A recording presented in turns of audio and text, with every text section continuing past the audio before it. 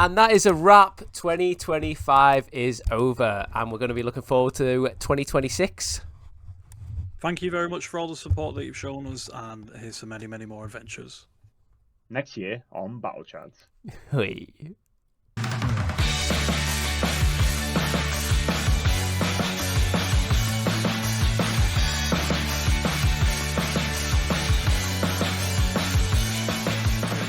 Hello, everybody, and welcome to the first episode of 2026. Co-hosts Dan and Sam. Hi, Dan and Sam. Hi, Sam. Hello. Hi guys. How are we doing? Happy New Year. Happy New Year. Yeah, Happy New Year. It's been an entire year since we've released an episode. We didn't release one since last year, which we have been a bit slow on because we did make rather merry this year. Oh, I did anyway. We had friends and family to see, so I'm sure that everyone at home is dead eager to hear what we think. The year that was 2025, right? Yeah. Speaking of which, how was your Christmas and New Year? Good? Yeah, pretty good. Quiet one for Christmas, New Year's. Yeah. We got a little bit merry. Feeling it today, but other than that, pretty good. Yeah, Christmas is essentially a day where everyone's on a I forgot what those dining room things are called that keep something rotating around. Mary Sue, is it, or something? But everyone sort of rotates around to meet each other on Christmas. So It was all the handshaking and meeting. But then New Year's was nice and quiet. I was in bed by 10. Nice. Perfect New Year's, yeah. Nice. Wow. I was playing that. I got Hogwarts Legacy for buying my Switch, and I've non-stop been playing that. So that was my New Year's Eve. But my Christmas was great. You know, I'm a dad, so I've got a young kid, and he was bouncing off the walls. It was brilliant. And so many dinosaurs. So many. My house was...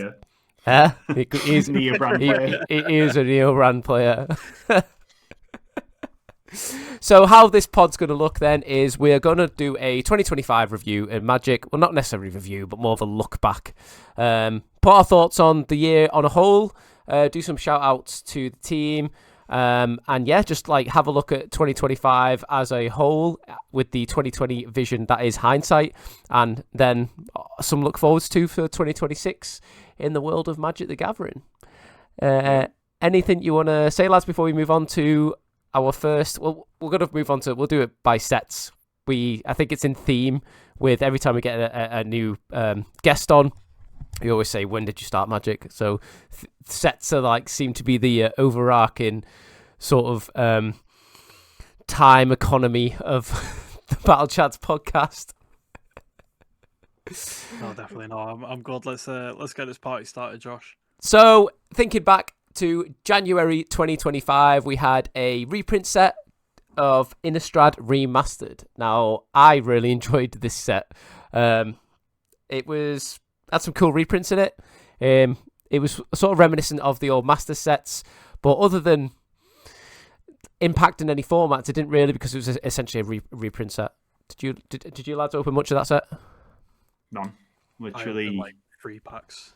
Yeah. Yeah, I didn't engage with the set at all, but it was nice for a change to not have to. Mm-hmm. A set was released, it was reprints. I didn't engage with the draft format. I didn't, I didn't really need any cards from the Innistrad, remit. But it was nice to be able to go, you know what, this one's not for me. Set looks boss though. Set looks really cool. Some of the old art treatments, they did them for Emrakul and Gristlebrand, poster frames. Yeah, really cool. Really nice. Really, really nice. That artwork of Emrakul, the Promised End, is probably some of my favorite Magic card art. Not even close. It's sick. But it was nice to sort of enjoy that set from a distance, to be honest. Yeah. I really like the I think those poster sort of artworks really split some opinions, but I really enjoyed them. I played the Gristlebrand movie poster artwork in my Glorious Vengeance deck because it was really cheap and really cool looking, and it just matched some of my other cards. I also got hold of the Glorious Vengeance, is it the Secret Lair sort of movie poster treatment? Yeah, they were from they were part of some form of promos to do with Duskmourn, I think, weren't they? Were they? Yeah, it was the special guest sheets. Yeah, but it was of the same Was it not Secret Lair? I don't think it. Tell you what, you guys buy me some time and I shall take a look. It was great because I think it was like it was the last sort of Masters, well, feeling set, because I used to love the Masters sets in Magic. It was great. It was like, oh my god, these Magic's going to get cheaper because they're getting reprinted. It was cards that you knew. They were always fun to draft because people were drafting cards they already recognised. And it's sort of a shame that the way the Magic, I guess, throw in every product they can down your throat culture is happening, that Master Set have just died off, which is a shame. Yeah, it's definitely a double-edged sword, isn't it? I was only having a chat, I think it might have been with yourself, Josh, to be fair, but it was definitely a member of the team where, like, I always remember Modern of old, where, like, when I started playing Modern, and, you know, I always remember having to spend £60 per engineered explosive, because that used to be like a super staple, right? And, like, there's sort of a bit of sweetness to it, because Modern's actually a very affordable format right now. It really, say so, yeah. compared to what it used to be. Yeah. But obviously that's it's like a curl on the monkey paw that is the Modern Horizon territory. And, like, you know, it kind of sucks that Master Sets don't exist anymore. But at the same time, it's nice to be able to be like, well, they don't need to, because, you know, back in the day, you used to need 4 Snapcaster Mages, £60 to £80 each, 4 engineered explosive for your sideboard, and, like, the fetches were ridiculous as well. And, you know, it's sad, and it's kind of like a time long gone now. But at least we don't need them. You know, we can, like, as you said, get cheap Gristle brands from the reprints. And thanks for buying me enough time, guys. It was some form of Duskmourn extra. It wasn't a secret lair or anything like that. Oof, saved it. Very good. Thank you. Carry on. It's a good point what you were saying, Sam. Like, just looking back, like, even from, like, a Goblin Guide perspective, that card's like 20p now. But when you were first hitting, when you first wanted to get into Modern, you were looking at £30 minimum for a Goblin Guide, and now they're just giving them out as love your game store promos, which is good to see, and RCQ promos as well from the last Pioneer season. But it's for me, missing the Master Sets. It is just like we have the Universes Beyond sets as a sort of like replacement. Well, some of them anyway. So the last Master Set that I remember would have been, was it Iconic Masters, like the actual Master Sets. But then Lord of the Rings came out, and to me that felt like a Master Set, like what yourselves have said, where you get powerful cards like Bowmasters, One Ring, so on and so forth. So maybe those have replaced them, and they're not doing a remaster set this year. That isn't standard legal, so you've got Laurel Ring coming out pretty soon, which again not is standard legal. So hopefully we get more standard sets. It's interesting you say that, Dan, because you just said the last one you remember is Iconic. I'm pretty confident that there's 2 more since then, because there was Double Masters. Iconic seems like a while ago. Okay, yeah. So there was Double Masters where, like, everything was doubled, and then there was that, like, really weird set Commander Masters that kind of just disappeared under the radar. If you guys remember that, a couple years ago. Yeah. But, like, that was like a weird set because it wasn't very good. And, like, if that was a send off to Master Sets, that's a little sad. Yeah. But, like, I think it didn't have Ristic Study in it, for example. So, like, it's not a Commander Master set, is it? Your little scallywags. Scallywags. With scallywags. So with Double Masters, I think that was around the time where I sort of stopped playing the game for a little bit. But then the last one that I remember sort of being around for was the Iconic Masters. I bought a box and pulled a Liliana, full art Liliana. I was like, oh my god, this is so sick. Yeah. And it's just not worth anything anymore. So yeah. Rest in peace. Yeah. Oh, she used to be 80 quid a pop as well, right? Yes. Liliana and Veil. So, like, you know, Liliana, Tarmogoyf, Dark Confident. Yeah, it's a good point. Yeah. Mate, Liliana didn't even see playing standards. It was legal in standard for a few years. 4 years, and nobody ever bothered to play it. Like, if Tarmogoyf was printed in standard, it wouldn't be played. I don't think. No. Oh no. Rest in peace, brother.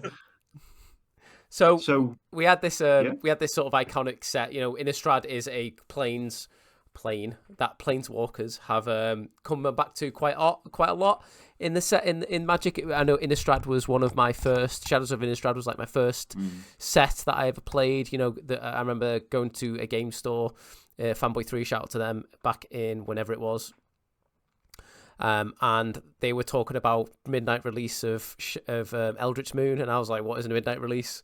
You know, there's a blast from the past there, when that used to be a thing.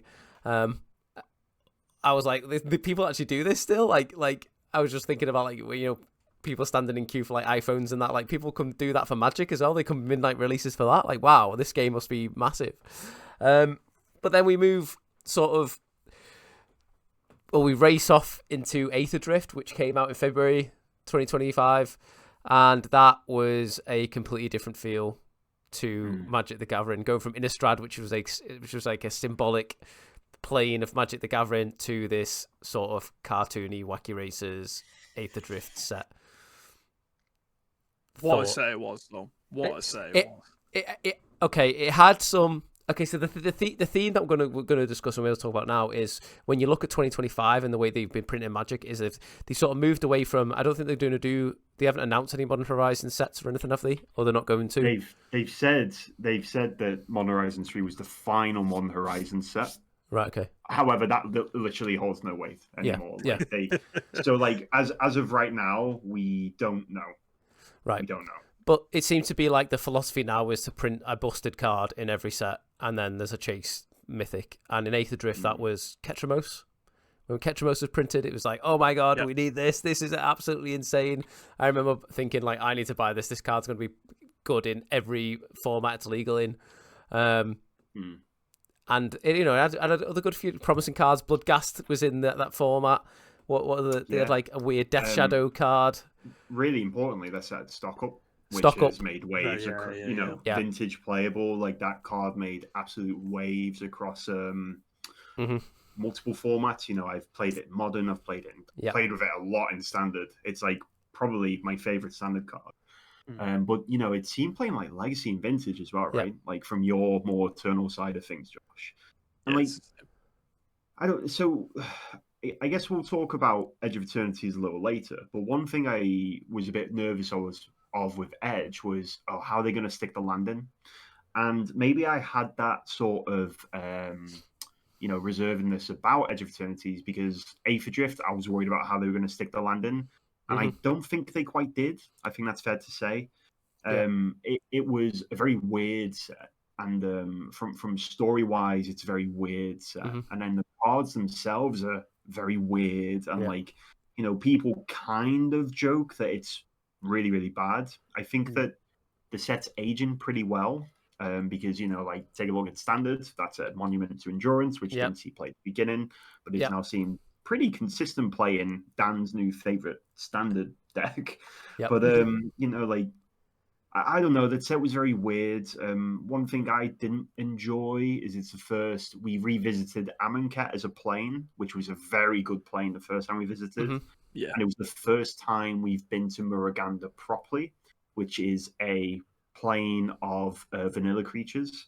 So they did that with, like, there was a legendary cycle of vanilla set. Was that like the big stupid, like, stats? Yeah, it's like a 3 mana 7/2 or something. Right. Like, I don't know. I think that, like, I'm personally, like, a bit disappointed with Aether Drift in hindsight, but I think that the longer that set goes on, that set is a very, very base layer of the cake. Things are going to be built on top of that set, which I think we've seen with I'm just looking through the cards now. Like, it was a 3 mana 7/2 is the black legendary creature. Very, very cool. But, if you take a look at the cards, like, it's not a booster pack you want to open, but it's got Momentum Breaker, Grimball, Intimidation Tactics, Stock Up, Bloodghast. I don't know. I give that set more time, and hopefully we'll see some extra bang. That brought Spell Pierce back into Standard actually as well.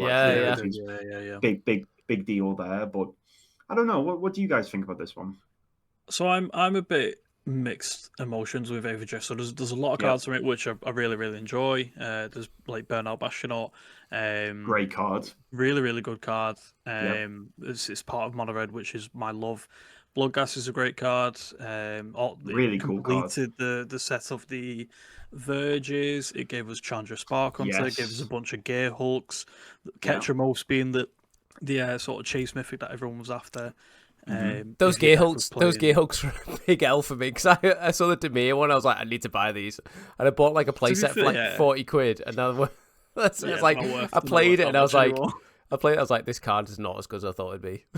The Mia one's still pretty good. I think the It's best not. ones out of that cycle is the blue black one and the green white one. They've got the most playability. Yeah. I played the blue white one in below as well. The top Yeah. one, Riptide Gearhawk, I Riptide think. Gearhawk, yeah, that's one. Yeah.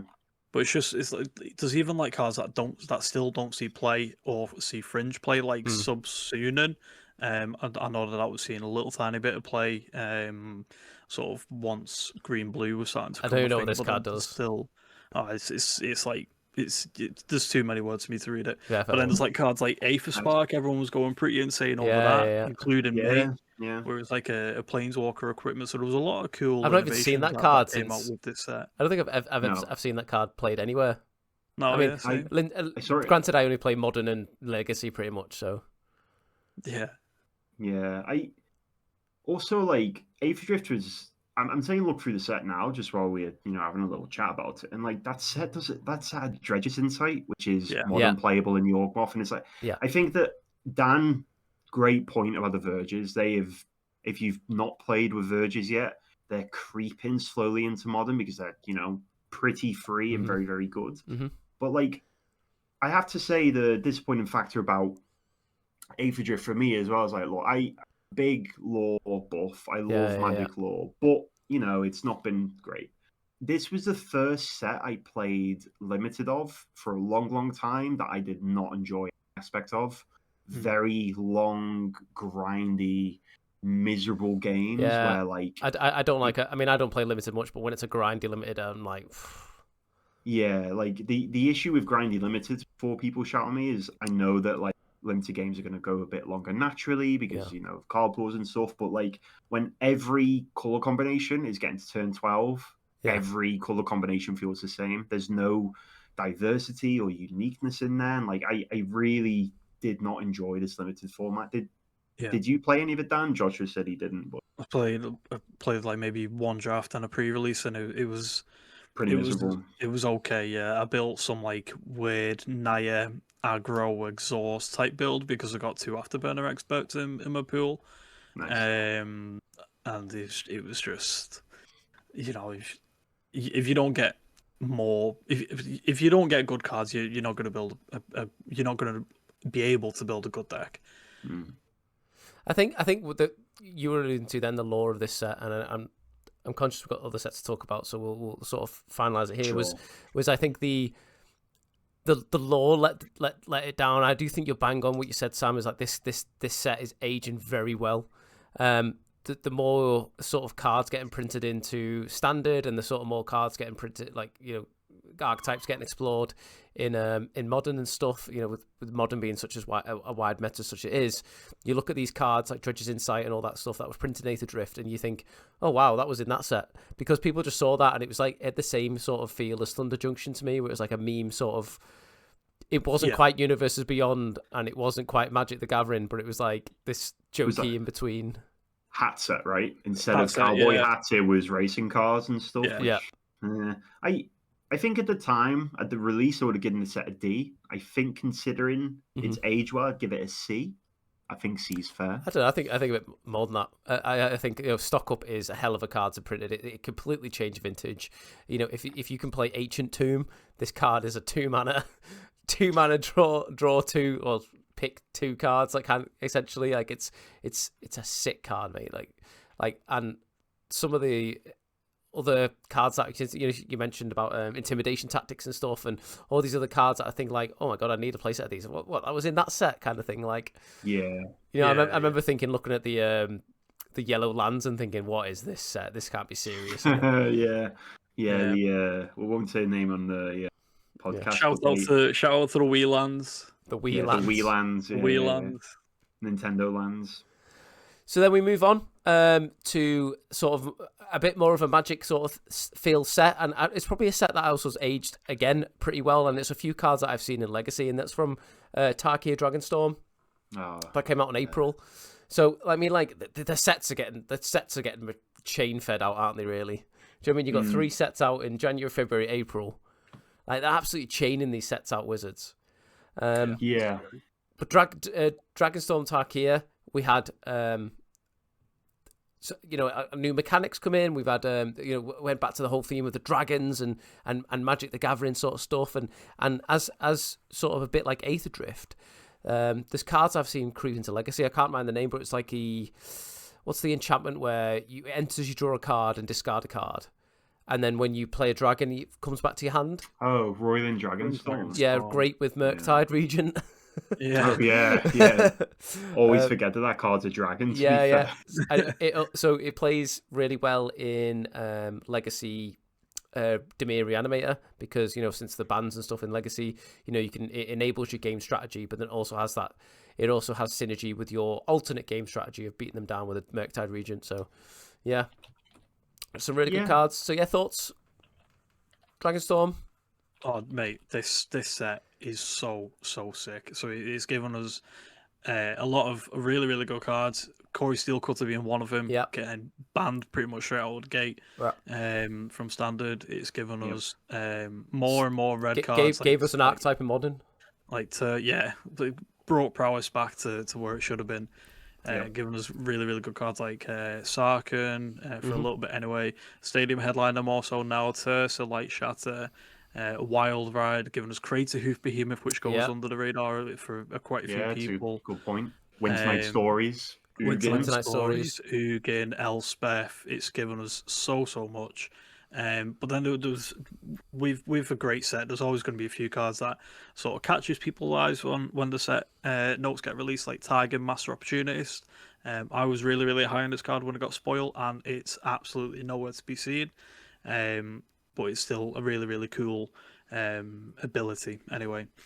But yeah, really, really great set. Is that the one that does So when you cast your second spell, your second spell, you exile it with 4 time counters, and it gains suspend. Yeah. All right, because there's one with I haven't got the set list in front of me because I'm sort of that's your lad's job, but there was a card that gave all your spells delve, I think it was. That was the Soultide Dragon. Yeah, that I saw that being really excited. I know George from the team was really excited. George was high on that. Yeah. But it sort of died off.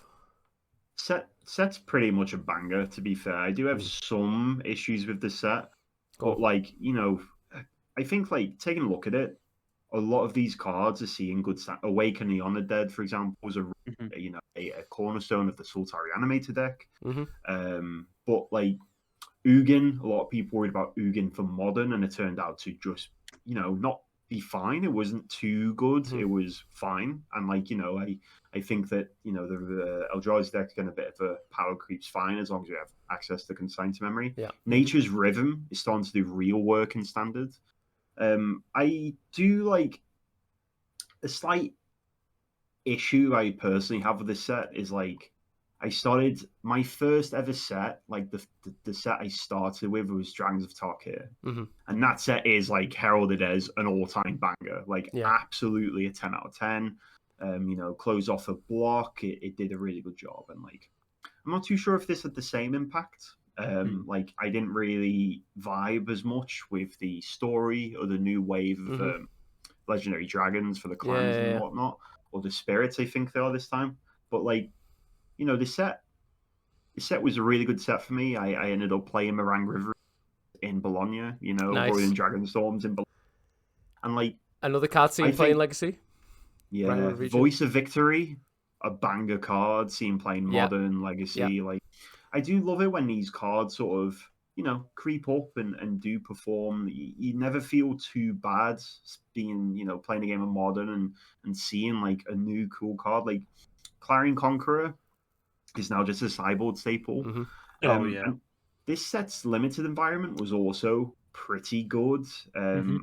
One complaint I have is it was very fun until people figured out being 5-color dragons was a thing to do, because one of the commons was crazy good. It was the orb that lets dragons enter, taps for a color mana, and then dragons enter with the counter. So people just doing 5-color dragon shenanigans. So your pool was very much. Did that set up is it the Elspeth that made 1/1s as well? Yeah, which is just I don't know. I think I'd give this set a very strong B. It had good constructed impact. It was fun to figure out as well, I think. Like, even if the card... It gave, like, because as a modern player, it gave us a deck, but then it also gave tools to existing decks. You know, Boros Energy proffed a little bit of this, will be like changed the way they build a little bit, and you know, it was just Legacy got a bit out of it. You know, it was just a good, impactful set, but not like altering where like it changed formats and formats were built around certain cards. It was just a nice set to have. Yeah, and Yeah, you know, definitely. Cory Seal Cutter was a problem. I would say It was a problem in standard. Yeah, and like, you know, sadly that sort of rung the bell for the first time for the year of but like, sure, I think I can see why Cory Seal Cutter was like undercooked and released the way it was. It doesn't look too good, and then you play with it against, you know, like, okay. I mean, I remember a tweet from Simon Nielsen saying, "What's this card? Everyone's going on about. Reed's card. Oh my god, this card's broken." Like, it's ridiculously good. Yeah, and like, you know, fair play for giving us a unbroken Moxon. Yeah, I guess shout out. Oh yeah, that one's just is that the dragon? The dragon straight one? to the bottom of the Mox, pile. Yeah, the Mox dragon one. It did also give us Winter Night Stories, which is a bit of a problem, but it's fine. We're fine. We're having fun. But yeah, good set. Enjoyed the vibe. Enjoyed the limited environment until it was figured out. Enjoyed the impacts it made on constructed formats. No real criticisms of this one, really. No, it was nice. It was nice to see Tarkir again. Yeah. No Monastery Swiftspear though. No, that's gonna bump it down to a C for me. No, D minus. Really good set. Yeah, really good set. So as we move on in the Magic multiverse, we land on a completely already franchised world of Final Fantasy, and that was released in June 2025. And Final Fantasy had a mixed reception for fan bases because Final Fantasy has a huge cult following or a huge following. I was a big Final Fantasy gamer back in the day, so I really was excited for the set. But a lot of people were like, "Oh, what is this? I don't want, you know, the Universes Beyond." It was the sort of first time Universes Beyond came into standard. So people, if you wanted to be competitive, you sort of had to play these decks and this set, particularly in standard, because the old VV Ornithopter, whatever his name is. What is his name? VV Ornithopter. There you go. Absolutely broke standard in two. I mean, Sam, you said that it's interesting because they changed the rotation, the way they rotated, and it meant that if they kept to the old rotation, VV and Agatha Soul Cauldron would never have met. However, they would have met very slightly. Wild Veil Drain was the first like 3-year rotation set, and because of that, when everything else when we had that big rotation, Cauldron would have rotated as well. But you know, the only person who played Cauldron at the PT was PVDR, who was, you know, basically went, "Wow, this deck's pretty good actually, guys," and then it unraveled from there. Yeah. But you're right, Josh. Like that was the first victim of the new standard rotation. And like, just before we get into the actual set, like there was a video from Good Morning Magic. It's like a thing that where the creators of the game post like some insights into cards, and they literally went, "Oh well, we had a bunch of safety measures on VV, but we removed them. See how it goes." Like that's something they literally said, and that was sort of what they did with Nadu as well, didn't they? They didn't like remove the safety feature. They just thought, "I'll just send it." Like give the commander players something, and they absolutely just broke multiple formats. Yeah, exactly. It's almost this careless printing of power. I mean, you could argue certain cards like Urza Saga was a design mistake, although that seems to be fine at the moment. My point is this sort of like reckless of like, oh, let's see how it happens because we can just ban it kind of thing is actually really toxic, I think, because you're going to create these really powerful cards. People are going to buy these really powerful cards, and they're just going to ban these really powerful cards. The only saving grace, I think, is that they are played in Commander and other formats to sort of hold their value a little bit there, so people can sell them out. But I just don't like that philosophy of Wizards going, "No, I'll just send it." I really don't like it when they don't then ban the cards. Yeah. Oh, You know, they went, we'll just ban it. And then it was just everyone, it's the ban waiting room that everybody's just sat in. Yes. But VV Orniter aside, though, guys, this might be strange coming from somebody who doesn't know what Final Fantasy is. I had to Google what Sephiroth was. Yeah. Like, you know, and I don't even think I said that right. Don't tell me off in the comments. Sephiroth. Sephiroth. I think. Cloud. I didn't even know who Cloud was. I know how to pronounce that one. Yeah. But I think this set's an all-timer. It's so good. Yeah. Absolute banger. Absolute banger. I'm going to be the exact opposite and say this is my least favourite set of all time. I hate this set with a passion. Vivionity was a problem, got banned, but then the rest of the cards are just sort of like okay. Like there was a lot of cards that we had predicted in our top 5 video that would have done better. Yeah. That just haven't really lived up to the hype. Some cards are seeing play in some standard decks, like the landfall deck is chock-a-block with these green cards in this set. But outside of say like Fire Magic, I can't. Like I'm just scrolling up and down the list now, and there's not like Fire Magic, Esper Origins. There's not a whole lot of cards that are multi-format breakers. No. Like I said, like Traveling Chocobo, you've got Tifa Lockhart, you've got the baby Chocobo as well. But yeah, this Sabo's Chocobo or something. Yeah, I think Saz's Chocobo or something. So I think this set entered the wrong time because it was sort of a victim of itself because it printed VV on I can't even say this name. It printed VV on a tier. It printed VV, but then like that card being in standard, then soft banned any innovation. It soft banned archetypes being in standard. Like, you know, there was a really cool landfall deck with Tifa, you know, like really aggressive, sort of synergistic deck that would just died to the sort of Ornithopter card. I can't even say it. Orniter and Cauldron sort of combos and stuff. And I do think it was like a self-harming set in that respect. Like it gate-kept itself. Like, I thought the potential of that set was high. I thought there was a lot of cards sort of enabling deck design and new decks, and it just stopped itself. If you know what I'm trying to say with that. Yeah. It did give us Dark Confidant though, which was pretty sick.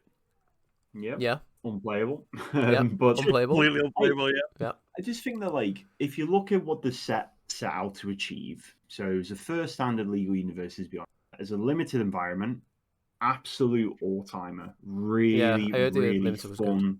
Yeah, I've heard good things about the format. Genuinely, if you can play it. I'd really recommend it. But there's another couple of things I like about the set, really, in the fact that it brought in a lot of new Magic players, people who were very big Final Fantasy fans that dipped their toes into. Did they stay though?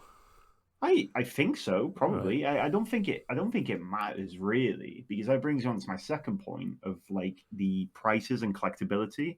It's not really something I like to talk about too much, but this set had a really unique impact on the secondary market in the fact that like there were genuinely, if even now, there are like £2,000 cards hidden in this set, like surge foils of a particular character or commander or whatever, worth a lot of money. But because of that, people came in. Final Fantasy fans bought a lot of the cards, but there's also now such a gap between if we need these cards for competitive play, they're very, very cheap. Esper Origins, seeing play at the moment, bulk rare, maybe a couple of euros, maybe a couple of quid. But then, like, even the mythics, BV aside, like, you know, I picked up some Cecils for my standard deck. Got 2 of them, €2 posted. Yep. Like, the fans get to really enjoy, the chasers get to really enjoy chasing these beautiful alt art collector treatments. And then from a competitive point of view, well, we get to enjoy being able to afford comp cards because, you know, it sort of has that Pokemon effect, right? Where like the collectors, this card's worth my house. But then like, you know, most Final Fantasy card team play are just affordable. That's a good thing. It opened up the scalpers because it was the first time really, or one of the first time really Magic had like scalpers in it, because that was the sort of Pokemon unique thing where, you know, we had copies of a card worth pennies, and then you had the same version that was worth thousands. Thousands, yeah. And you sort of see that within the sort of collector booster side. And if you're a competitive player who only cares what's written on the card, like Sam said, it's a prof. But if you're a collector, it's a rough time, right? Yeah. Like, even Sephiroth is, you know, I know Sephiroth had a lot of hype, but it's 20 euros, which is like fine price for a set mythic that's like... Yeah. But I think the most valuable... Let's have a look. Version of Sephiroth. Like, you can get versions that are worth 300 euros. It's just like... Yeah. It puts the power into your hands, right? Are you going to actually spend this money, or are you happy with the basic version? And like, that's always a good thing. I think what happens, you might have read about this, where you had recently competitive players have the Wizards ran out of collector boosters after, you know, the Arena Champs or whatever it was, or Arena Direct. The Arena Direct stuff.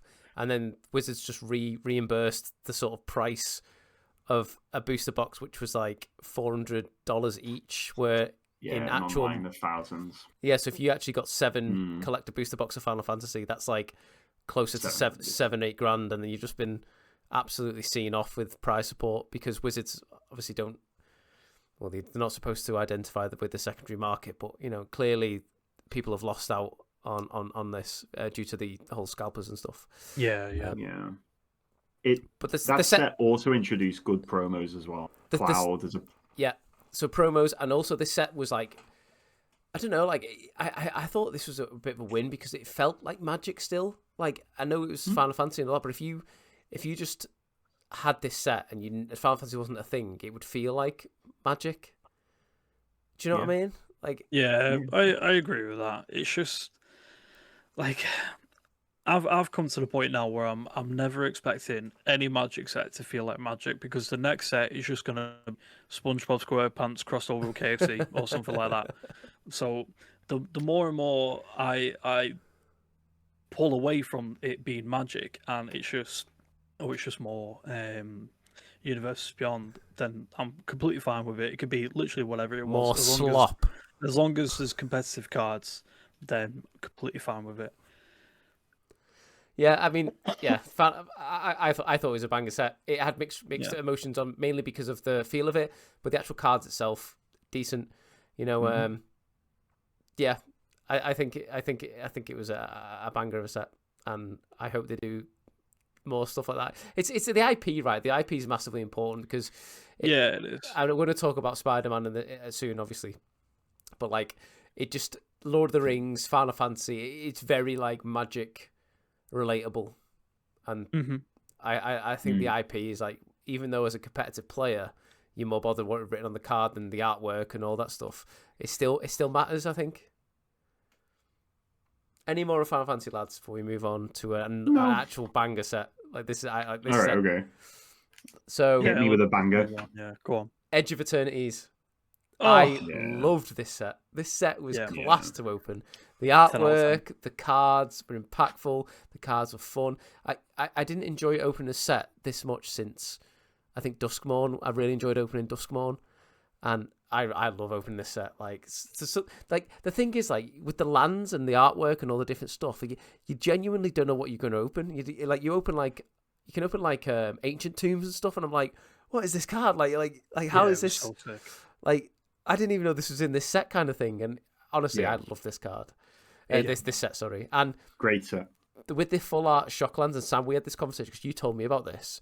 I wasn't big on the full art Shocklands until I realised what they're supposed to be, which Sam will allude in a minute. I'll let him to tell you. But as soon as I found that out, like, I was like, I love these. I went and bought like Japanese versions of Watery Graves and stuff, because I was like, this is actually cool.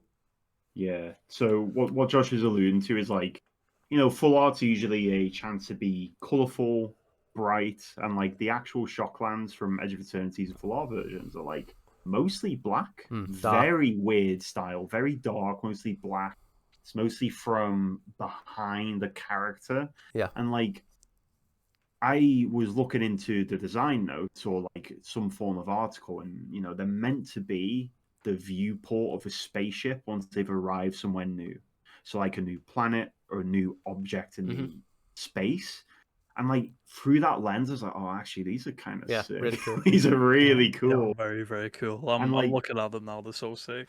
And you know like, what as well? I will say, like, this is a space set, and if you say like Magic in space, you think, oh, it's going to be like Thunder Junction's going to be like stupid circle helmets, all that awful design mistake. Yeah. But this set like smashed the feeling, like the magicness. I don't know what else to say it, but it actually smashed the theme, I think, while being in space. Your thoughts, Dan? Yeah.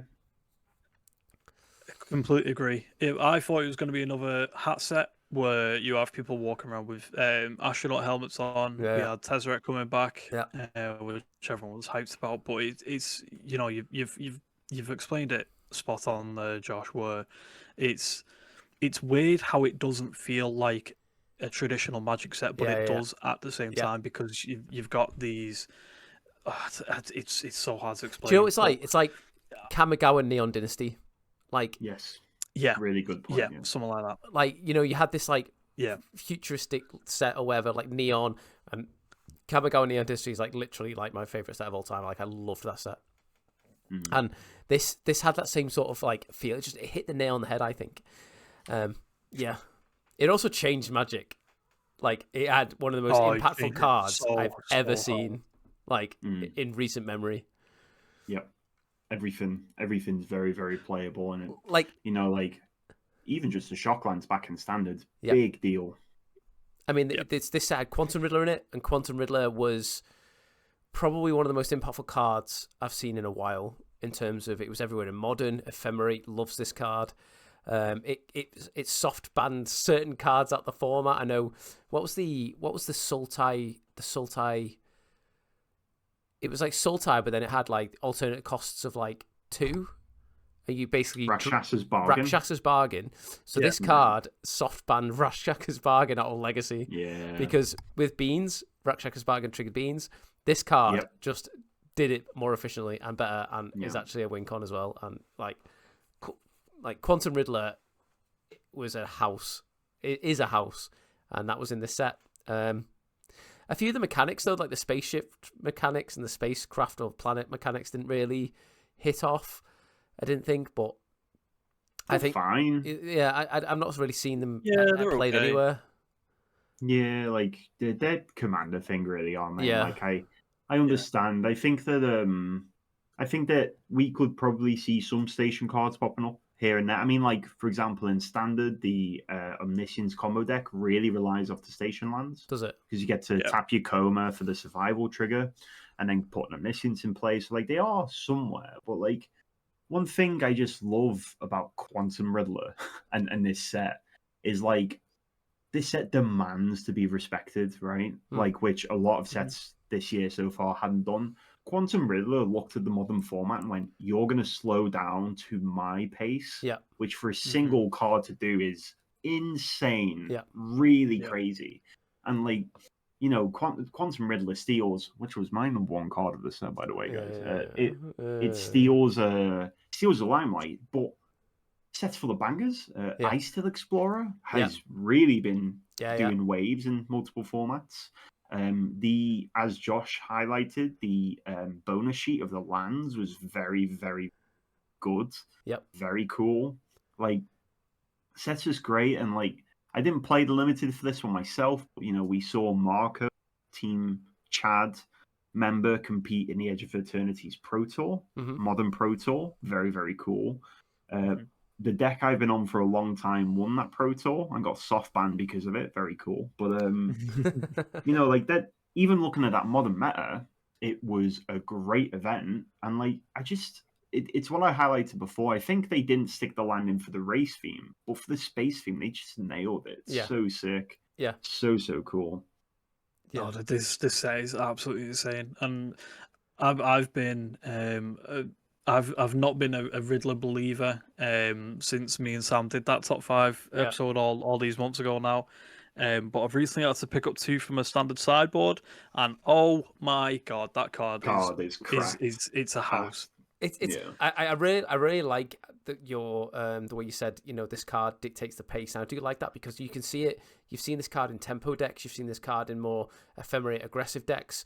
You've seen this card played in a way that, you know, you have to respect it. Like a 2-mana draw one, and then you think, do I counter this? Because I've got to think of like what's going to happen in 3 more turns, kind of thing. Like it's going to come back. Like it's just seen so much, so like in so many places. To the point where I actually bought 8 copies because I was like, I'm going to be playing this in multiple decks, so I just bought 8 copies. And it plays in pretty much like I play it in 2 modern decks, and I play it in now Legacy, and yeah, it's just an absolute banger of a card. And the way the play patterns I thought might have been a bit, oh no, these play patterns might not be healthy, but the card, like, for, you know, it's a 4/6 body, it dies to quite a lot of things in modern. I'm not sure what it's like in standard. I know you can't. I'm pretty sure you can't cheat it out in standard, but I'm not sure. You can. Can you? Yeah, you can. I don't know. There's a 1-mana flicker effect. Right, I do not know about, like, I've played very little standard. No, like, but I think that actually is in Quantum Riddler's favor, right? Like, even with in modern, and as you said, in Legacy, and like in standard, one thing I found really difficult to do is, you know, when you're playing against Goryo's Vengeance, and they top deck, no cards in hand, and they top deck Goryo's Vengeance, and then all of a sudden there's a Gristlebrand in play and you're dead. Oh, sorry about that. Ooh, good draw. But like, I find it really hard to be super salty whenever a Riddler comes in. Like, I think, like, if that is one of the best things to be doing in a format, it's a pretty fair format, right? Yeah, I agree. Yeah. And like in standard, Josh, you don't know about it because it doesn't really happen. Like, it's played more of a mid-range card than a scam card, which just goes to show, like, again, this card deserves to be respected. It demands that respect. Yeah. And like, and in standard, like, it was pretty much an issue with the VV meta, but since VV's gone, card's fun to play, right? It means like the card says the card does a lot that it doesn't say. Like, so you play this card, right, and you flicker it, and then someone plays a Doorkeeper Thrall. You're like, oh no, I've got no cards in hand now. And then you go to your upkeep, and then you draw 3. And you're like, or draw an extra. You draw an extra card. You're like, oh, this being on the battlefield is great. Great. It's so good for me. Honestly, it's a banger set, banger cards, and had the right level of impact, I think, into a big format like Modern. Yeah, great vibe. Great. I think vibe. warp in general was a really, really good mechanic to come out of this. You've got other cards that were not mentioned, like Nova Hellkite. You got Pinnacle Emissary, just to name a few. Which Pinnacle Emissary is nice. Really, like, just changed, like, gave us back affinity to what it used to be. There's other cards in there like Hemus, Big Might, Gene Pollinator. There's so many. Ouroboros, we've not even touched on Ouroboros. Oh yeah, Ouroboros. Absolutely insane. I lost to that. I lost to that in Magic the other day, actually. I watched that. I watched that one. I like, honestly, like, my hand was okay, but my opposite, he just went turn 1, turn 2, turn 3, turn 4, you're dead. I'm like, what? What is this? Yeah, and like, I don't know. I just think that, like, the card has had a very quiet impact on formats. Like, you know, Final Fantasy was a very loud set, I think it's fair to say, and like, this one was just pretty much under the radar. And like, I just like that. I don't buy boosters, I don't open boosters, but I like the idea that if you want to, Edge of Eternities is pretty good value set. There's a lot of good, and so fun to open. Like, I opened, I think, 2 boxes that set, and honestly, it was so fun. Like, because it's like you don't know what you're gonna get. Like, because I don't research cards before I open. Like, I research cards, obviously, but I don't research, like, the extra sheet or whatever. Yeah. You know, the extra sort of full arts or extra, like, I don't know what alternate art versions there are and stuff. So when you're pulling this set and you're thinking, what is this, like, card? Like, it could be anything. Like, it's really fun, really cool set to open. Great set, and like, I think the last thing I have to say on this set really is, like, people were pretty grim with Aether and their vibe towards Aether Drift, and, you know, Universes Beyond in standard. people really wanted to hate this set. Yeah. They really were ready to hate Yeah. this set, and like you just Oh, can't. magic in And like, space. yeah, and like everyone's like, ooh, and then the moment they've Ooh. gotten to play with the cards, I think everybody. I've not met somebody who doesn't like this set, for example, Yeah. and like I think that like we moan a lot, but also it's important to say when you were wrong, and I was definitely wrong about Edge of Eternities, and I'm happy to be wrong. I just didn't know how they were going to do it, because like literally you thought from like Thunder Junction and Aether Drift, oh my god, there's going to be stupid green things, and it's going to be chocobos with helmets on or something. I don't know, like yeah. the Reprint speculation. Space Bellerin. Yeah, yeah, like that kind of feel, like Space Bellerin kind of feel. But it just Yeah, wasn't. and like I was don't dark, think it helps it be. It was gritty. It was just magic. It was Magic the Gnarly, Gathering. very cool. Yeah, and like I think it helped space thing set. Sorry, say that again, Sam. You just cut out. Oh, sorry. We had an unset in space, right? And I can't remember what it was, but unsanctioned. Yeah. So like I think awful. people had a negative idea of that. Cool and then lands it's like, in that set. no. There's some cool lands in that set. Yeah, and then they were like, no, this is how we do a space set. It was very cool. Yeah. No, Any more on that? Good set. B+ from me. B+. No, easy. A minus. A. Mate. Yeah. A minus. So it had good. Nova Hellkite in it. Nova Hellkite. Oh yeah, mate. good point. A. They didn't do warp tokens or something to highlight warp. No, but we did. We did. We did. Yeah, there we go. Whoa, look at that. That wasn't planned. These are actually so when I got the box, these are actually the ones that had like some damage on. So these are just like my fidget cards. I mean, your fidget toy. But yeah, everyone who we're talking about our charity event, everyone came to our charity event would have got a copy of this. So warp tokens galore. Yes, cool. Moving on to a fall from grace. We had Spider-Man, and that was in September 2025.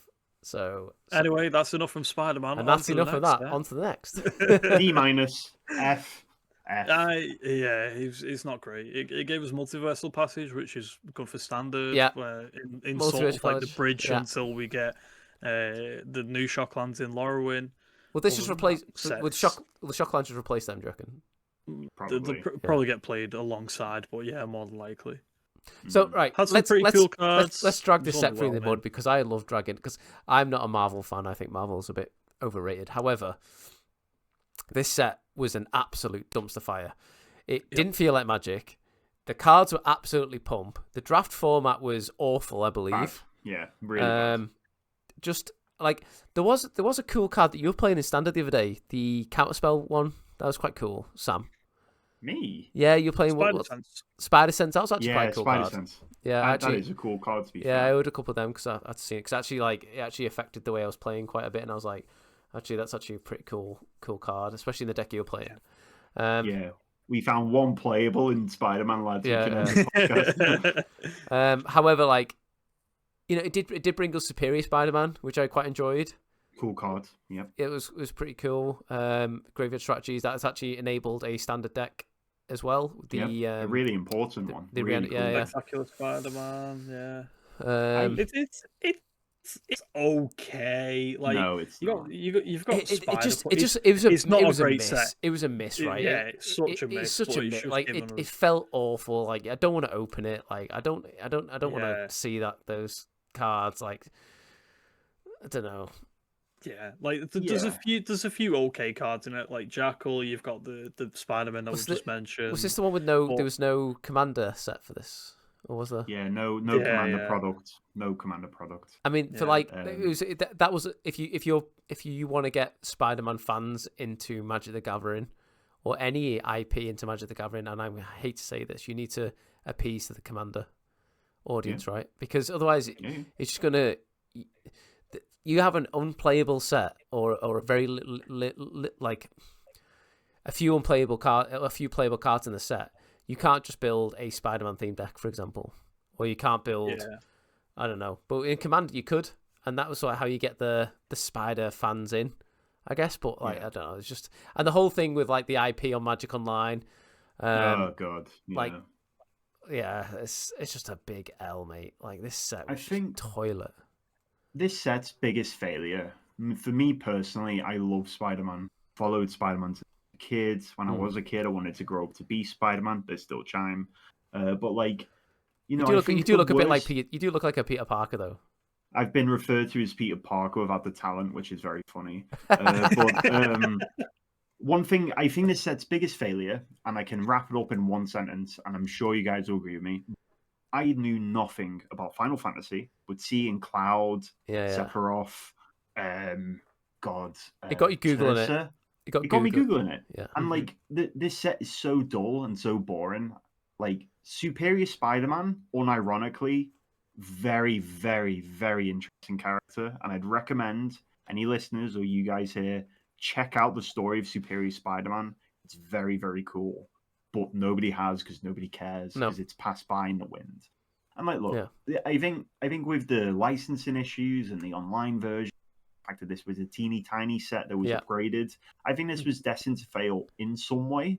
And I have to give Wizards credit for trying to do something rather than let it rot. Yeah. You know, but I just don't think the set's a success. Like, it's simple as I think this is quite clearly a flop. And, you know, we are due another Marvel set next year, Superheroes, I think it's called. Yeah. And hopefully this plugs some of the gaps, but I'm not too sold. And like, the really sad thing is every Final Fantasy fan got to enjoy Final Fantasy Magic the Gathering. Yeah. I have not been able to enjoy Spider-Man in Magic the Gathering because it sucks. And like, you know, this is kind of the unwritten downside with Universes Beyond. What if they mess up your favorite world? It doesn't feel good. Are you a Spider-Man fan, Dan? Yeah, I like Spider-Man. I feel like, just going back to what Sam was saying, where like I didn't ever touch a Final Fantasy game, but I enjoyed the set when it was coming out. Not so much now, but then with this set, even though I was a Spider-Man fan, and everyone knows at least who Spider-Man is, it's just very, very hard for me to try and find it in myself to have some enjoyment for this set. Like I said, there's a few cool cards that have come out, but the set itself is just very, very poor. There's just a lot of like gimmicky cards, like a city pigeon. You've got one that's like a bagel, hot dog cart. Iron hot dog cart, that's another one. Spider suits. It's just the glizzy food token. The glizzy. That's honestly probably the best card to come out of this set. Yeah, it's very cool. I think this set is just hand paste. You remember that meat paste you used to get in Buddies? Yeah, like this set is just a Magic the Gathering equivalent of meat paste. It's like meat. It's not even like tuna. It's not even the good one. It's like just meat. Just meat. Yeah, meat paste. It's just like meat paste in a booster pack. And like, look, again, I think it's easy to be critical. At least they try to do something rather than let a bad set rot away. Yeah, fair play, but it doesn't mean it's a success. No. And like, I don't know. I just don't care. It's so sad to say that. Yeah. I just don't care. It's a shame. I even look like it's the first time I looked at a booster pack, like a price point, been like, I'd rather have your money back. Same. Or get something else. No stock up to save it. No. Yeah. So we move on then to another sort of IP in November. We got Avatar, The Last Airbender, and now I never watched Avatar. This set, and this is me coming from like, that's that stupid anime or whatever it is, to playing the set, looking at this set rocks. Absolutely brilliant. Like another banger set. Like this is one of those IPs with sort of, as we looked back on with Final Fantasy, where it actually fit the world. And I'm told when we did a whole a episode on it with Christian from Chad Magic, who with his ADHD decided to watch the entire series of Avatar as soon as before the set was coming out, and said that the mechanics of the set, the earthbending and all that stuff, actually really resonated with the show and the sort of characteristics of those abilities within the show, and they portrayed it quite well within the card game. So, you know, this set was a great set. Like, it enables some cool decks. Like, just a banger of a set. Yeah, completely agree. The entire set well, not the entire set. There's going to be a few duds on there, but the feel of the set, it feels like a Magic set. It's given us some really, really cool cards, like you said, Josh. It's given us some new decks as standard. Like lessons. It's given us help towards like the is it prowess deck, the looting deck. The chase mythic of Wan Shi Tong, and now it's Badger Mole Cub.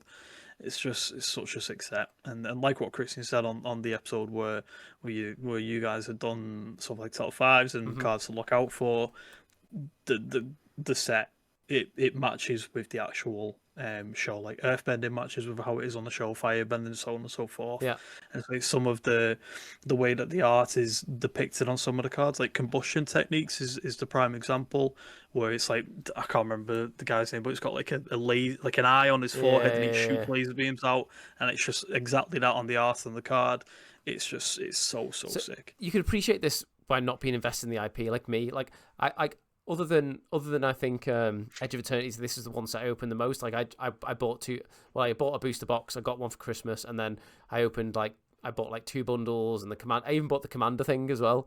Like I was like, this set is just sick, and really impactful cards. You had Badger Mole Cub bringing new light into Yawgmoth in Modern, showing new strategies within Standard, introducing new sort of, not mechanics, but challenging challenging players with the mechanics of Magic. We talked about the mechanic with removal on earthbended lands and stuff, and sort of the delayed triggers and all that sort of stuff. I think we spoke about that, Sam, in a previous pod. Like this, like the airbending stuff is just like so interesting, so cool. There's it's brought a combo deck. It's made a tempo deck in Standard. It's just like the allies as well. I saw at I don't know if you noticed at the last standard like Mox qualifier thing or whatever it was. 292 players, yeah, 292 players, and like a allies deck one, which was like 80%, insane, 80% avatar cards.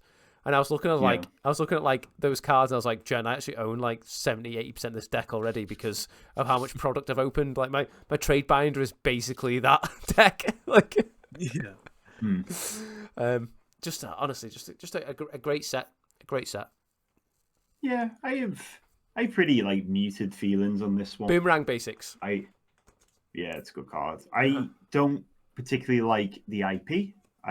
This has made me Google a couple of characters, but it's nice that they can kind of ignore that Aang is meant to be some guy. I can just see it as a Magic set. That's pretty cool.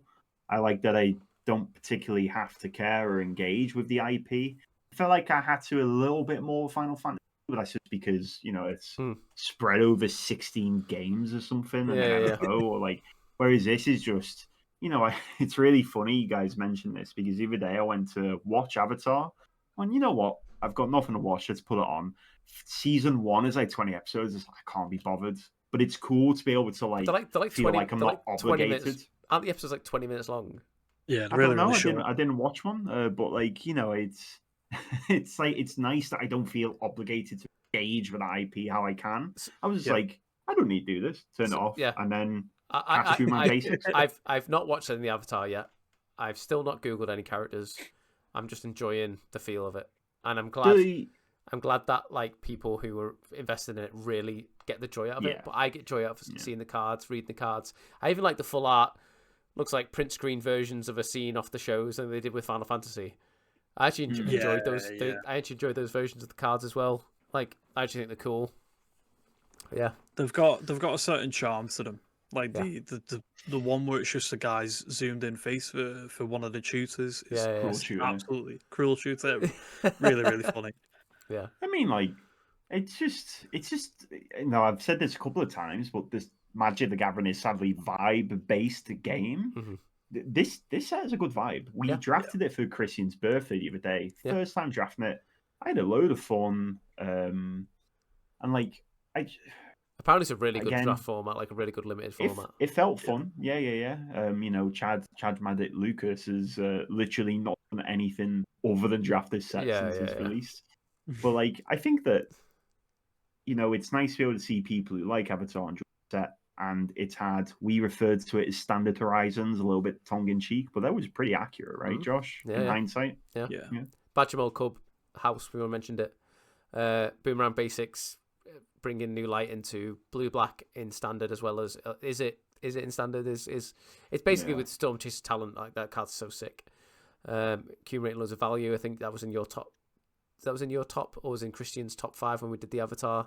It was somewhere in there. Yeah, I think it was Christian's actually. It was definitely Christian's. Yeah, Christian focused on standard. And, it's really funny. At one point in the year, I was like, they need to ban Into the Flood more in standard. This card's too efficient, too good, and they did, but by power creeping it with Boomerang Basics. Like not the way I wanted it. That's great. I think that it's got a little bit of the Aether Drift vibe as well. The longer time goes on, I think the more sprinkles of Avatar we'll see in a competitive light. The lessons of real potential. Yeah, especially with Strixhaven around the corner as well. Yeah, I was just going to say. And the lessons already have like with Gran and what's that basically? Draw 3 for 1 mana. And accumulated wisdom. Accumulated wisdom, like the cards bonkers. Who would have thought that an 80-year-old woman would be the best card in this entire Magic the Gathering set? I don't think it's the best card, but it's definitely it's the best card. It wins for flavor win for sure. Yeah, I'm just gonna attack you with my nan. There you go. I'm gonna. We're not gonna get back onto the stab your nan and all that. Let's not do that. No. Banger set. I'd give it a good. I'm gonna B, shoot probably. the sheriff your nan. Yeah. I don't see I see a badge on that woman. Pow. Gone. I'm gonna shoot your nan, kid. I'm gonna shoot your nan. I give really cool. I give the set a B. I think it's a fine set. I understand why other people might have it higher, but I think it's a solid B. I just didn't know. I didn't know we were going to do this like A, B, and C thingy. So I've not really thought about it. I just went with it. Do it off the rip, yeah. Yeah, I like this set. It's making me go back and appreciate older cards like Academic Dispute from Strixhaven, where it's a 1 mana learn card. I've been playing that in Pioneer in the blue-red lesson prowess deck with Corey Steelcutter. Really, really fun. So yeah, B plus for me. I really like this. I'm gonna go. I should have gone with the old military way of doing it. Yeah, the pass or fail. So it's either a good set or a bad set, and this is a good set. Good set. Innistrad Remaster's good. Aether Drift, good. Scrape to pass. Tarkia, good. Final Fantasy, good. Edge of Eternity's good. Spider-Man, fail. Avatar, good. Fail. I got really excited about Firebender Ascension though, and the car's just like falling off so quick. I did the Blood Moon one in Zhao. I thought that might have seen more play in standard, but I've not seen it. Although I've not been playing with standard. For what it's worth, I did say Firebending Ascension was a little overblown. It's all right, Sam. Maybe a little bit. I also said Quantum Riddler was. Oh, here we go. You know what's really funny about that? I said that, and I really believe in myself. Do you know what I think? We need to do, Dan? We need to give Sam more positive reinforcement because he's trying to get it from himself. I think this is like a cry for attention. I think we need to pat him on the head a bit more and be like, good boy. No, you don't want to do that on camera. No, good boy. Ooh. Yeah, no, not on camera, lads, please. It's his daddy issues are going to come flooding into it and really affect the podcast. Don't say that. I think my dad listens to it. Avatar pass. Moving on. Right. Yeah. So that's basically all the sets from 2025. We basically got belt-fed machine gun sets pretty much every month. Was none in December, was there? I don't miss any, am I? Nope. BNR, if you want to see our reactions to BNRs, we posted a reaction videos every time there was a BNR, but we had a really upside down, topsy-turvy emotional roller coaster of BNRs this year. Standard being the dumpster fire it was, and then got fixed, kinda, and now it's okay. Standard seems okay. But what would be, before we sort of like move on to sort of like talking about the team and talking about sort of like how Magic ended up in the end of the year, what would be like your card of 2025? Can I go first? Yes. Yeah, go ahead. Quantum Riddler, so Sam can't have it. Oh, I was going to be mine as well. I'm joking. Mine is going to be Corey Steelcutter. That card's insane. Okay. Having the short time to play it in standard before it got banned, and I've been able to carry on playing it in modern, and now Pioneer when that hopefully, fingers crossed, comes out back into the RCQ format. The card's insane. My favorite card ever printed, probably. A plus, 100% pass. Sam. So 2025 has been a very interesting year for me and because at the end of 2024, I promised myself I'd try and play Magic competitively again. I never really have. I've played the game for like 10 years, but only really dabbled in the competitive element. You've had some strong results, though. I've had some decent results this year, and I think that like the one card I'd have to give the year to is probably Nova Hellkite. Okay. It's a card I day two'd with in Liverpool, but there was like a real understanding moment where I knew everything about my deck. I put a lot of prep into mono red. I had built what I believe to be a very, very good 75. And like I felt for the first time very confident in a very big field, and my testing paid off. And Nova Hellkite just pulled its weight, and I really enjoyed being able to play with, you know, that and Goblin Bastionaut and like, you know, Screaming Nemesis, and like the deck's sadly gone now. But I think that like if I was to give my own personal card or to you know plant my flag in a card this year, it'd be Nova Hellkite. It's done me a lot of good stuff, and like it's genuinely the most locked into a deck I've ever felt. So yeah, I'd give it to that. So I'm going to take Quantum Riddler, and I'm going to give you a why. Not because the card is like very good and is incredible, but it fundamentally changed. Like I had like a what would you call it? Like an identity crisis with this card because it replaced Fallaci Archaeologist in Goyos Vengeance. Now, Fallaci Archaeologist, I thought was cracked. In that deck, I thought it was brilliant. With Ephemerate, like I know that Matt Check was like, no, it's terrible. We can do better things in modern. I agree in a vacuum, but in Goyos Vengeance, it was like, look at 9 cards, and you're always going to get value from it because you play it on turn 2, then you Ephemerate it. So you play it on turn 2, you get a card, but if you didn't get a card, it was probably because you didn't want any of those cards. So you filter in the chaff you don't want anyway. Then you Ephemerate it, you look at another 3, and then the rebound, you look at another 3. Like that is going to hit your combo. Not only that, it blocks Ragavan, which I hate. It slows down the your aggro matchup, so it can just chump in front of a prowess creature. Like, and it took some emotional courage for me to replace it with Quantum Riddler. Now, I still don't know if Fallaci Archaeologist in Goyos Vengeance is better than Quantum Riddler. People are going to say, like, oh, you know, that's terrible, it's bad. I was like, but I've won so many more game 1s with Fallaci Archaeologist than I have game 1s playing Riddler. Because Riddler is essentially on turn, like, in a Dirtly deck like Goyos Vengeance can be. Like, it's not an engine to fuel your combo. It's not a like there's some late game strategies. It turned it more mid range is what I'm trying to get at, and I struggled with that. And Maciek was on going at me saying like, "What are you on about? Like your card evaluation's terrible." And I was like, "I know, but I'm losing way more game 1s now." Maybe the deck's bad or not, but I'm gonna say that because the card has been amazing, but has also given me almost like a hard time. Crisis in my own brain. Can I give you some quick maths, Josh? Go on. You can trade 92 copies of Fallaci Archaeologist for 1 copy of Quantum Riddler. But I own 8 copies. No, but if you ever needed to get rid of I Riddler, I actually own more copies of Quantum Riddler than I do Fallaci Archaeologist. I think because you traded 99 copies of Archaeologist for 1 Quantum Riddler. Oh, actually, I did some maths there. I did do a Haruyu order, and I bought some Japanese Fallaci Archaeologists before I knew Quantum Riddler was going to replace them. So maybe I own equal amounts. I don't know. You're the only other man I've that has enjoyed casting Falaji Archaeologist as much as me.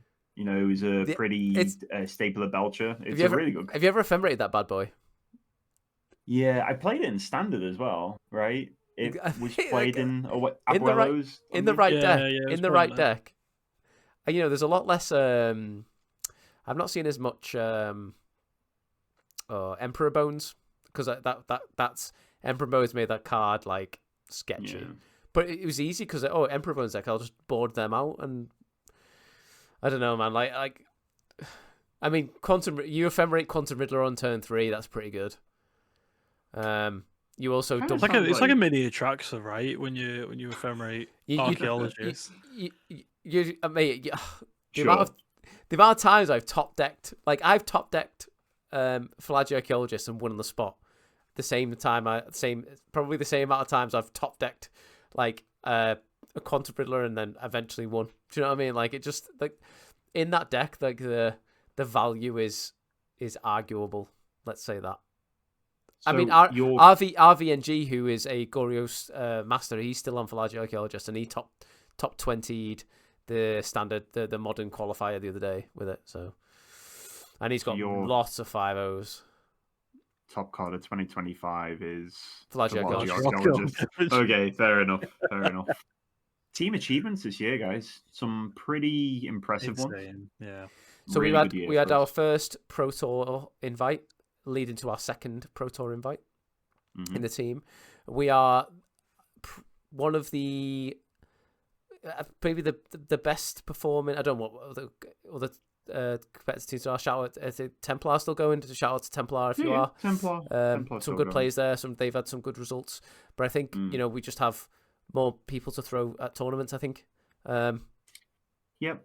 I think me and Dan have really only been in the team for a year. It's been a quick year, and one thing I would like to say, and I don't want it to sound rude to anyone, but there has been a very large shift in respect towards the team. At some point, I think the team wasn't taken too seriously, to be honest. I mean, but now, I mean, like, we rocked up with the old shirts and they were awful, and I will never hide my disdain for the first shirts we had. Yeah, and I think that genuinely, with a mix of passion and results, I think people now actually quite respect us as a team and as a force to be reckoned with.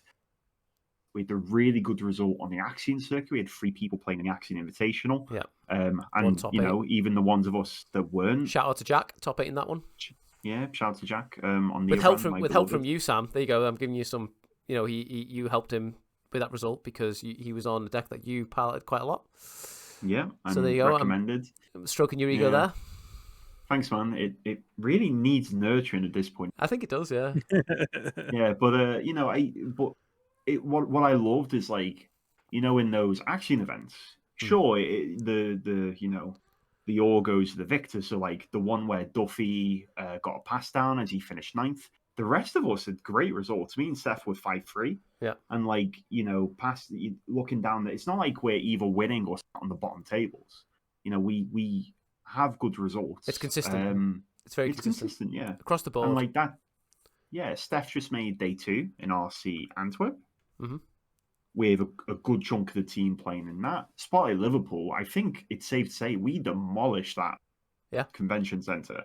Yeah. You and Lucas were not in the main event, smashing legacy side events. Yeah. Out of 7 players, we had 4 make day 2. And then I had a strong showing in the modern thing, apart from that judge call that threw me off out of topic contention. I was doing really well. Yeah, for sure. And what? All 4 of us got a promo. I know it was the maths, and for God's sake, Maciek finished 2nd. Yeah. Actually finished 2nd. My girlfriend was sat at home. Go on, Maciek. She doesn't even know what Magic is. Your girlfriend was sat at home realising she's with the wrong Magic player. Yeah,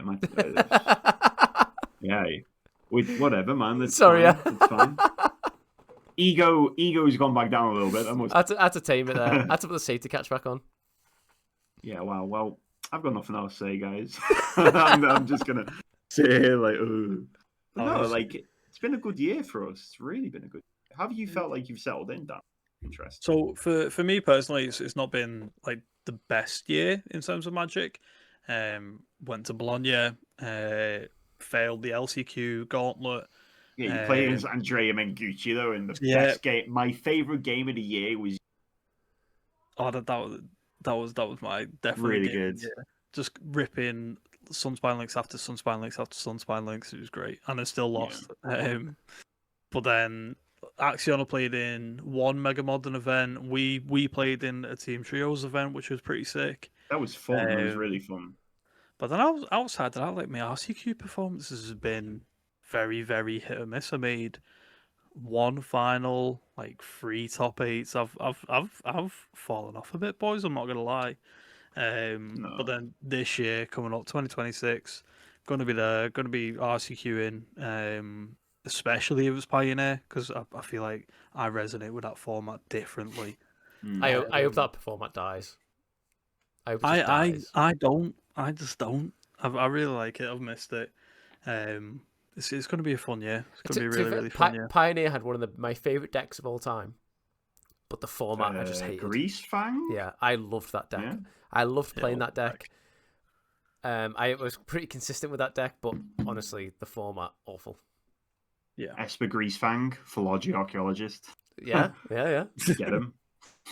But just from like a team perspective, it was really, really cool going to Bologna, cheering like everyone on. Like Sam, you had a really, really good event. Marco had a better event, I'll admit.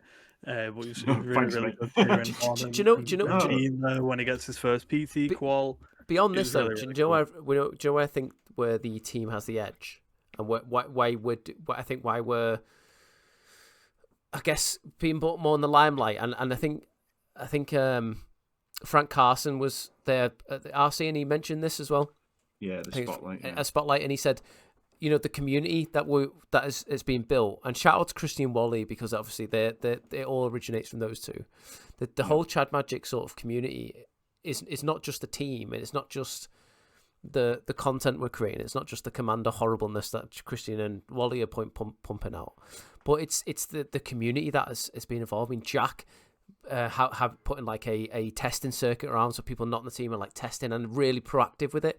You know, the friends are making like we're creating like stuff for other people. You know, shout out to us with the charity event that we just did in Preston. Shout out to Harlequins as well. You know, we raised a lot of money for War Child, you know, the children's charity.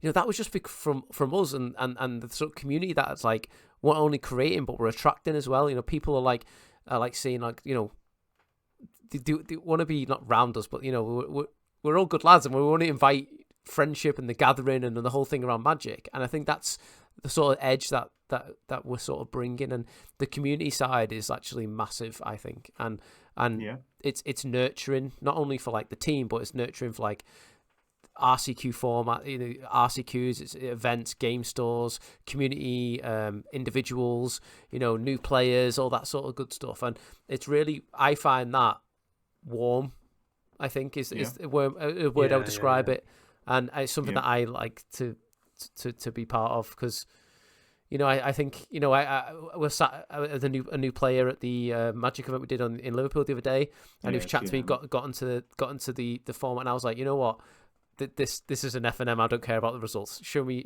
Here's my deck. This is how I'm going to sideboard against you. Show me how you are. And then, like, are you sure you want to play that? Because can I suggest something different? And you end up beating me a game 2, and I'm just like, this is great. And he had a big smile on his face, and I was like, dad mode inside me was like, I love this. This is like everything that the game should be about. And didn't you know when we played, mate? And you 2-0'd me. No, I saw red when I saw you. Yeah, I wanted. Wow, I saw you wanted blood. Okay, fair enough. To be fair, Sam didn't do that for me, and he beat me as well. But Sam also sat there just meowing at me every time I was trying to think, and it was just like that. It was the most infuriating. Is that during the charity event? I was wondering what that was. Yeah, it was the charity event. Somebody come up to me so and was angry. like, somebody come up to me and was like, somebody was meowing. I was like, not a clue. Like somebody in Jimmy, like, who was meowing? And it's like, not a clue, lad. And I'm just like, hey, man. Oh wow, so weird. Anyway, I'm going this way. Yeah, but like, you know, Josh, on that point, I think what's really important with that point is I would like to think whether it's a TNM or a Spotlight or a PTQ, which Jax has played in, I think you should expect two things if you sat against somebody wearing a Chad top, which is a good game of Magic and good sportsmanship. Yeah. And like that's really, really, really underrated at the moment. There's a lot of discussion about the competitive circuit, about RCQs, and you've got to take your wins where you can get them. And if I can enjoy playing a game, I know look, most of the grumpiness is like a bit. I love playing this game, and the fact that people are like enjoy. I would like to think people enjoy playing Magic. It means everything really, and like sure, we might make the Pro Tour, we might make Worlds, you might win big events or come second in spotlights, but it's like it's about that 50 minutes of game to get there, right? Yeah. And we're very good at doing that, which is I think the reputation's big, isn't it? Like a game of Magic is not worth the reputation. If you know what I mean, like if you're seen as like a bad sportsman, or you're seen as like an angle shooter, or you're seen as someone not very good to play against, that is worse. Like I would lose a game of Magic before anyone thought that. I think if somebody ever was like, you know what, Sam, I really did not enjoy playing against you there, that would be heartbreaking, absolutely heartbreaking. This is a hobby, right? And and it's this. I mean, I'm just gonna make this one point, but winning or losing at Magic does not define you as a person. I'm gonna keep it there, and that's all that needs to be said on that before it goes off on a tangent. Yeah, no, you're right. So before Dan gives us the old UltraPRO sponsor spiel, which is another achievement we got this year, was to be sponsored by Ultra, or last year, should I say? Anything on 2025 before we sort of close out this pod, lads? Nope. Can I just say another achievement we had? I think was it 2025. I got used to as a co-host, or was that towards the end of 2024? What's achievements putting up with us? An achievement. 25. 25. Yeah, it was like January, February this year. I want to say. Yeah, because unfortunately, nearly a full year of consistently hearing us three together. Because unfortunately I lost my old co-host, and not lost. He's not like he's still alive. But we lost Luis. Those who know. I'm not going to say more on that. Stood away, yeah. But yeah, he left / was removed again. No meows. If you know why, you know why. I'm not gonna announce it, but I'm not gonna hide it either. But yeah, I got you two lads, and it's been a pleasure. So thank you for coming on this journey with me as well. It's a pleasure to be part of the journey. It's been fun. Me and Sam have both been on the podcast before. Yeah. Me for completely different reasons, and it's just a good vibe, isn't it? I've just looked on the old YouTube channel. 10 months ago, there was an episode where it was Sam and Josh, and then there was me, Josh, and Sean Goddard. Yeah. And I think it was a couple of weeks later, we had Krista on. So we're looking at 9 months ago. So yeah, about February. About February, March time. Guests. Great guests. Insane. And that's what to expect. And that's what we're going to... So in 2026, expect from us, we're going to have some more great guests. I've already got a couple lined up already. I've got a few podcast ideas I want to discuss with these two lads after this. We're going to do. I've already got 2 guests lined up, maybe 3 in the works. Next podcast is already planned. Please, we're going to see more. Please like and follow and all that good stuff, because you're going to see more deck techs. The deck techs are our biggest hits. I've got a deck tech lined up for next week. I'll let that be a surprise. And yeah, 2026 is going to be another good year, I think, boys. Hopefully. So, Dan, I want you to take us away with our sponsorships, and I want Sam, oh boy, can I? And I want Sam to do the end obvious that we always do. Meow. Meow. Sure. So, UltraPRO, thank you very, very much for working with us for the past year, and continuing to work with us, hopefully, in the near future. Us as a team and here on the podcast, we have been using the UltraPRO Apex sleeves line. I have been rocking the Great Wave artwork, which is currently sleeving up my It's a grand. It's a grand. Was this your card? But no, it's been an absolute joy to work alongside UltraPRO. The quality of the product's been absolutely amazing. Like I said, the sleeves have been really good. The deck boxes have been really, really good. And there's no other sort of like company that I would want to work for. So it's been an absolute privilege to work alongside. When I first started playing Magic, the first pack of sleeves I bought was UltraPRO, and it had the little tiny silver dot on the very bottom of them. Yeah. And now coming back and coming forward so many years and being able to rep them is really, really sick. So UltraPRO, thank you very much. Cheers, Dan, and over to you, Sam. So, for the first time this year, if you guys have enjoyed anything today, if you drop a comment down below, tell us what you think, if we're right, if we're wrong. Any form of engagement goes a really long way. So, if you don't want to comment, leave a like, check us out on Spotify, give us a share, give us a subscription, click the notification bell. All of that really, really helps the channel. And we really appreciate it on our side. So, yeah, that's all I've got to.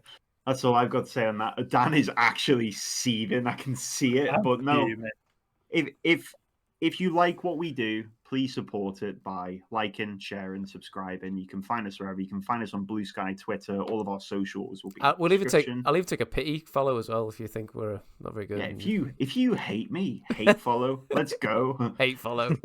Hate follow. If you think that we're idiots, check in every week, see if we're still thick next week. It works, don't worry. Guarantee we will please, be. Guarantee. Oh yeah, I will be. But if you want to see if my ego improves throughout the year, check us out. It'll be nice. Please. Please. That's me done, Josh. Anything else, guys, or am I clicking the exit button here? I will just say Happy New Year. Hope you had a good Christmas, and we'll look forward to having you on our journey in 2026. Thanks, guys, and I'll see you for the next one. See you all soon. Bye, everyone.